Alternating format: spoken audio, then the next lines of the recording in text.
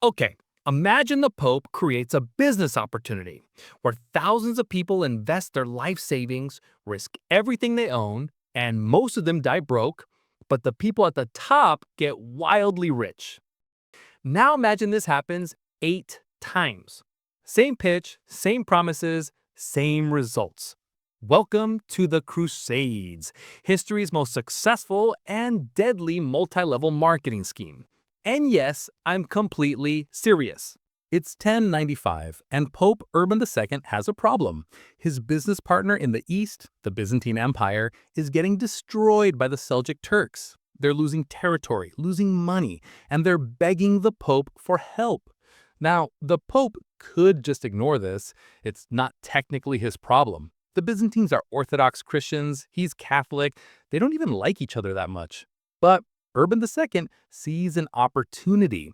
He needs to unite Western Europe under his authority. He needs to look powerful. He needs to distract everyone from the fact that European kings keep fighting each other and ignoring what the Pope says. So he does what every desperate CEO does when their company's struggling. He pivots to a new business model. He's going to launch a recruitment campaign, a crusade, a holy war to retake Jerusalem from Muslim control. But here's the genius part. He's not going to pay anyone to do this. He's going to convince them it's an investment opportunity. This is the birth of the world's first military religious MLM. November 27, 1095. Council of Clermont, France. Pope Urban II stands in front of a crowd and delivers the most insane recruitment pitch in human history. He tells them, Jerusalem, the Holy Land, is under Muslim control. This is unacceptable. God wants you to take it back. And if you join my crusade, here's what you get. Complete forgiveness of all sins, eternal salvation, protection from your creditors, all debts forgiven while you're gone. And you can keep whatever you loot along the way. This is literally the MLM pitch. Join now and you'll get spiritual rewards, financial freedom, and unlimited earning potential. The crowd goes insane. People are shouting, Deus Vult, God wills it. They're signing up on the spot. Nobles, knights, peasants, everyone wants in. Urban II just promised heaven and wealth. He's offering a ground floor opportunity in a new market. Get in now before it's too late. And here's the kicker. It costs you everything. You have to fund your own journey, sell your land, gather supplies, buy weapons and armor. This is a pay-to-play opportunity. The Pope is offering eternal ROI, but you have to invest first. Thousands of people mortgage their futures for a promise. Classic MLM. Now, most MLM schemes collapse immediately, but the first crusade, it actually succeeds, which is the worst thing that could have happened. 1096 to 1099, tens of thousands of crusaders march east. It's chaotic, bloody, and most of the participants die along the way, from starvation, disease, or battle. But in July 1099, they actually captured Jerusalem. The upline is thrilled. The Pope's recruitment pitch worked. The business model is validated. And for the people who survived, some of them get rich. They carve out territories, establish kingdoms, control trade routes. The early adopters actually made money. This is the moment that dooms everyone else, because now the Pope has proof of concept. See, it worked. People got saved and wealthy. You should join the next one. When an MLM actually pays out once, it becomes unstoppable. So, naturally, they launched Crusade 2.0, 1147 to 1149, the Second Crusade.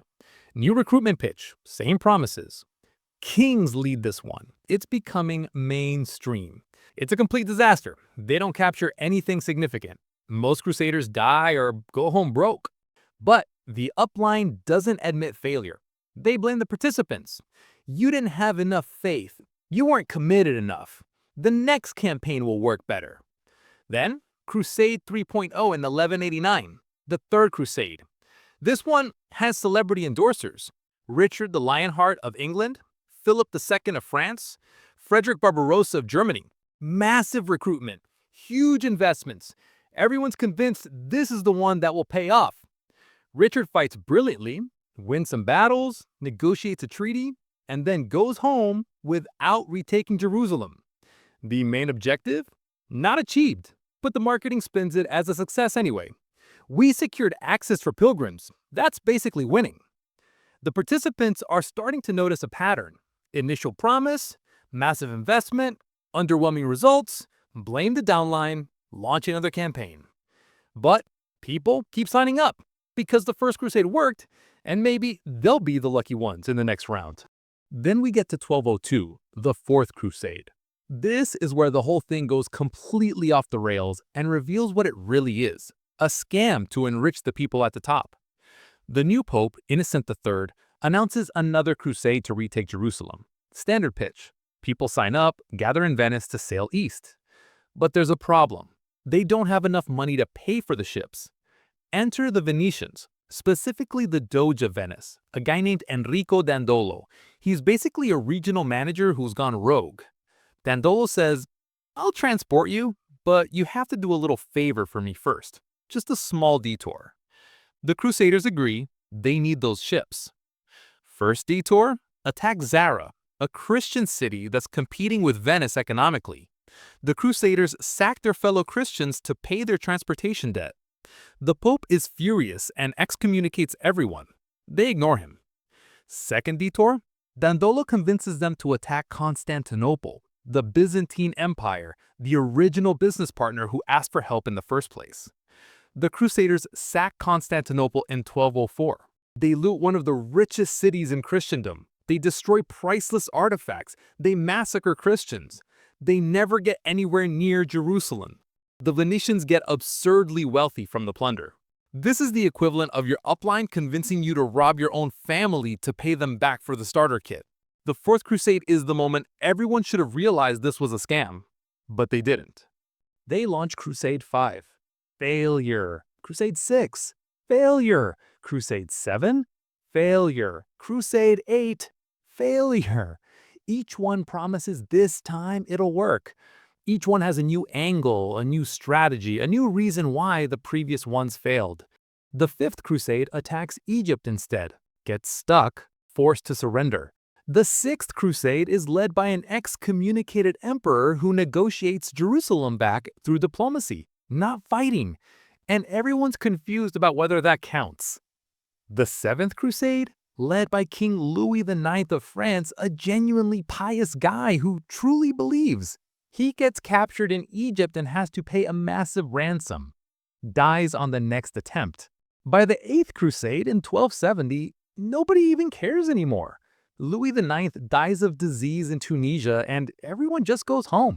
So after 75 years, 8 major crusades and countless smaller campaigns, what happened? Jerusalem, back under Muslim control by 1291. All Crusader territories in the Holy Land, gone.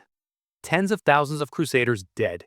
Families bankrupted. Entire regions economically devastated. The people who signed up for spiritual and financial rewards, most of them got nothing but poverty and death. But the people at the top? The Pope's authority increased. The church gained massive influence and wealth from donations and tithes. Italian merchants, especially the Venetians, became fabulously rich from transporting crusaders and controlling trade routes. Nobles who stayed home bought up the land that crusaders sold for cheap. The actual participants funded the entire operation and got almost nothing in return. The first campaign succeeded just enough to validate the model. And the people who got rich? The ones who never risked anything themselves, the transporters, the suppliers, the organizers. They sold the shovels during the gold rush. It took nearly 2 centuries for people to realize the promised returns weren't coming. The Crusades, history's most elaborate MLM scheme. Would you like to know more about other terrible business models from history? Because trust me, there are more. Subscribe so you don't miss the next one.